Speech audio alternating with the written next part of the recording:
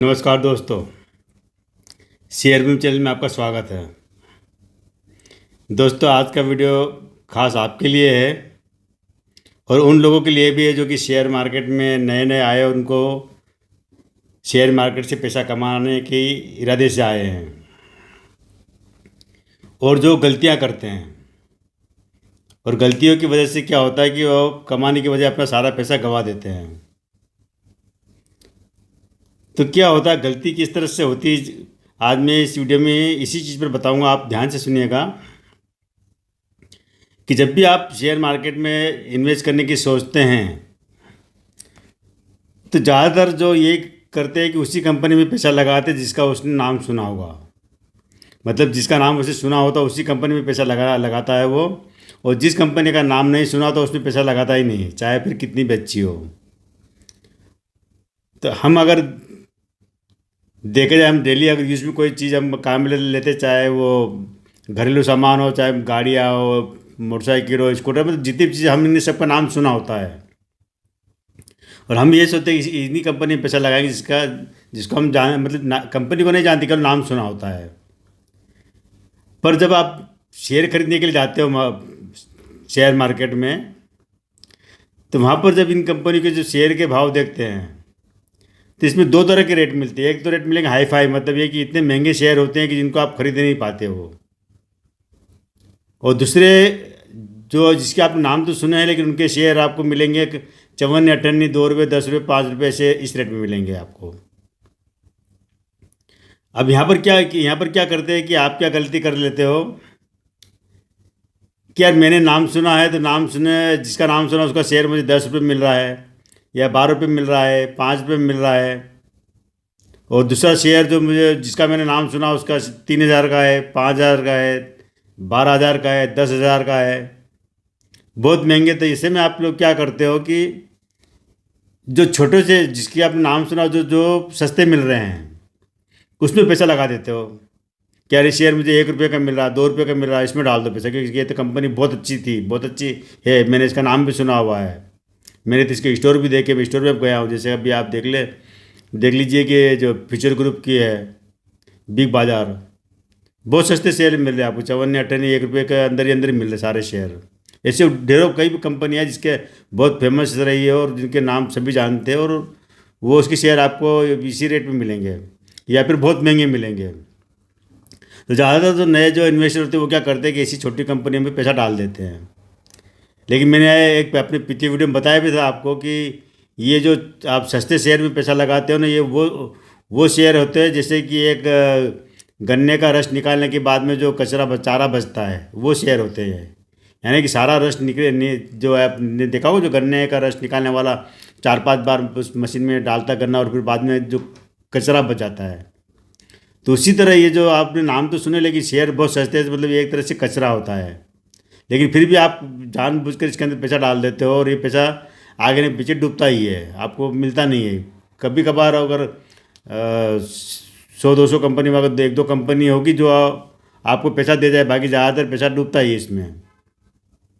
लेकिन इसी बीच क्या होता है कि कई जो कंपनियां होती हैं जिनके हम नाम नहीं जानते, नाम नहीं सुना होता है, वो कंपनियां बहुत कमाल कर जाती है, जिसका आपको अंदेशा भी नहीं होता। और जब जब मालूम पड़ता है कि यार इस कंपनी ने तो इतना गुना रिटर्न दिया, तो आपकी आंखें फटी रह जाती कि यार इसका तो हमने नाम ही नहीं सुना था, तो जरा सी कंपनी थी, कहाँ की थी इसका। फिर आप उसको गूगल पे खंगालने बैठते हो कि यार ये कंपनी क्या करती है, कि इसका बिजनेस क्या है, ये करती है। लेकिन जब तक क्या होता है, उस कंपनी का शेयर इतना चढ़ जाता है कि वो काफ़ी महंगा हो जाता है। मतलब ये कि जो नए नए जो आईपीओ आते हैं ना, जो आप देखते हैं कि साल में 30, 40, 50 आईपीओ आते हैं हर साल। तो ऐसे में क्या होता है कि जो बहुत कंपनी, सारी कंपनियां नई नई होती हैं, इनके नाम सुने नहीं होते हैं। तो ये कुछ शेयर क्या कि मार्केट में आते हैं, नए नए आते हैं, तो इसमें क्या होता है कि जो पुराने जो शेयर मार्केट में जो बैठे हुए जो गाहक लोग हैं, वो ऐसी कंपनियों में अपना पैसा लगाते हैं, वो इनके शेयर को तेज़ी से भागते हैं। सभी आईपीओ में ऐसा नहीं होता है, कुछ आईपीओ तो नामी गिरामी कंपनियों को आते हैं, जैसे आप अभी पेटीएम का आया था या जोमेटो का आया था, ये आपने नाम सुने होते हैं, लेकिन इनके आईपीओ कमाल नहीं दिखाया है।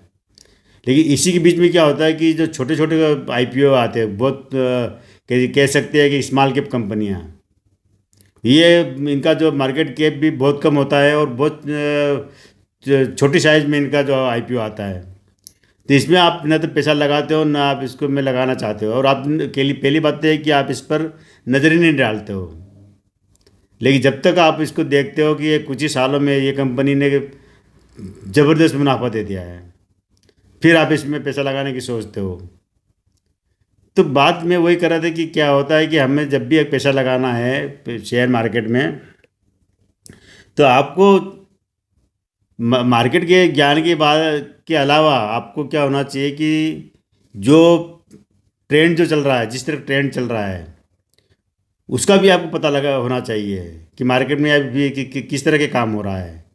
मतलब ये है कि अगर जैसे एक टाइम पीरियड में अगर मालूम पड़ा है कि इस सेक्टर के जो आईपीओ आ रहे हैं वो जो खूब बहुत ज़्यादा सक्सेस जा रहे हैं, जैसे मेडिकल क्षेत्र का आईपीओ सक्सेस जा रहे हैं, या आईटी क्षेत्र के जा रहे हो, या एफएमसीजी सेक्टर के जा रहे हो, या ऑटोमोबाइल, मतलब किसी के जो नए नए जो आईपीओ आते हैं ना, तो उसमें आप देखो कि पिछले अगर आप साल से महीने के उठा के देखो कि यार किस तरह के किस सेक्टर के आईपीओ ने ग्रोथ अच्छी दी है, फिर वो चाहे उसमें कंपनी छोटी हो बड़ी हो। तो आपको क्या करना है कि इस तरह से जब आईपीओ चाहे मत लगाओ पैसा, मैं ये नहीं कह रहा आईपीओ में पैसा लगा के वहाँ पर आपको बड़ा अमाउंट चाहिए होता है। आईपीओ में लिस्टेड होने के बाद एकदम कभी कभी क्या होता है, लिस्ट होने के बाद में एकदम शेयर चढ़ता नहीं है। जैसे अगर 100 रुपये पर लिस्ट हुआ तो वो 102 रुपये, 5 रुपये या 80-90 रुपये के आसपास ट्रेड करता है। जैसे कल्याण ज्वेलर है, ये 86 रुपये पर लिस्टेड हुआ था, फिर 50 रुपये पर गए, अभी भी 100-130 के आसपास चल रहा है। या और भी ऐसे शेयर मिल जाएंगे आपको। इसमें क्या आता है कि ये नए नए मार्केट में आए होते हैं, लेकिन इनके शेयर एकदम एकदम से चढ़ते नहीं। आपको आईपीओ के बाद में भी आपको उसी प्राइस के आसपास मिल जाएंगे आपको। तो वहाँ आपको कम अमाउंट में भी आप एक अच्छा शेयर खरीद सकते हैं, क्योंकि मार्केट के नए खिलाड़ी होते हैं। तो इसमें से एक सभी तो नहीं, लेकिन कुछ आपको बहुत अच्छा रिटर्न दे सकते हैं। और इसी कड़ी में मैं आपको जिस कंपनी का नाम बता रहा हूँ वो है डीपी वायर।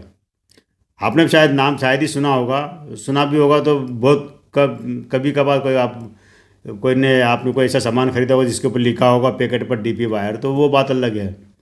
ये क्या एक छोटी सी कंपनी थी जो गुजरात की थी, है थोड़े थे नहीं, ये है भी। तो इसने क्या कि 2017, मतलब आज से देखा जाए तो 6 साल पहले, 6 साल पहले ये शेयर मार्केट में लिस्ट होती है कंपनी, और केवल 71 रुपये की प्राइस पर लिस्ट होती है, 71 रुपीज़ पर।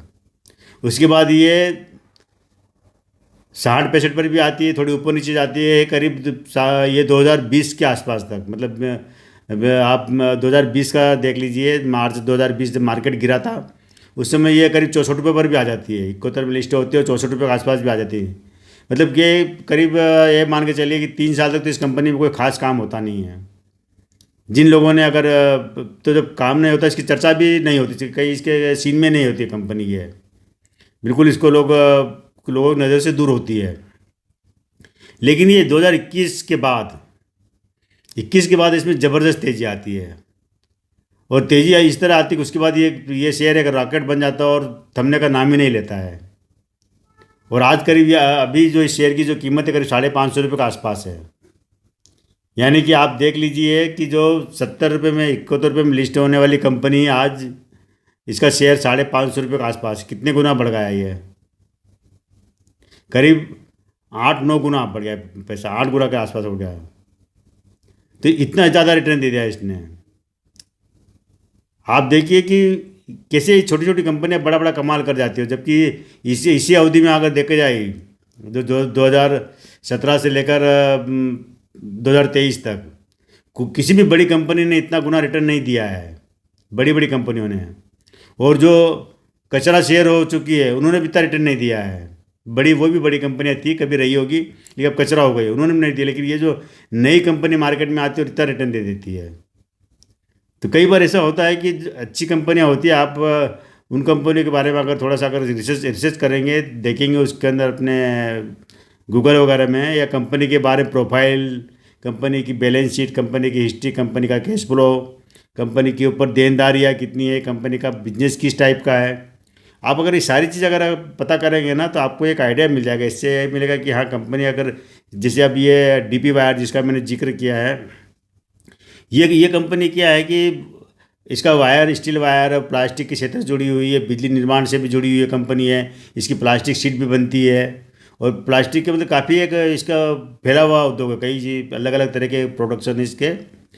तो उस वो सारे जो चीज़ जो बनती है वो सब घरेलू उत्पाद की चीज़ें हैं, मतलब घर में काम में आने वाली, खासकर जो कंस्ट्रक्शन वगैरह क्षेत्र में काम में आती है।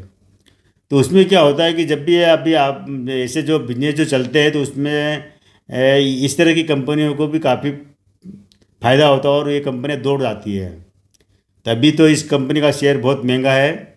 आप लेना चाहे ले सकती है, आपकी मर्जी में, कोई आपको राय नहीं दे रहा वो इसमें आपको शेयर खरीदना है। लेकिन कभी अगर इसमें आपको सस्ता खरीदने का मौका मिले तो आप ज़रूर इसमें एंट्री कर सकते हैं। पर फिलहाल मैं कोई राय नहीं देता हूँ कि आपको खरीदना नहीं खरीदना है। ये शेयर कैसा लगा ज़रूर बताना मुझे। और आप इस तरह से ये सर्च करेंगे पैसा लगाने से पहले तो दावे से कहता हूँ कि आपका नुकसान नहीं होगा, आप पैसा कमाओगे इसी मार्केट से। थैंक यू दोस्तों, आज केवल इतना ही।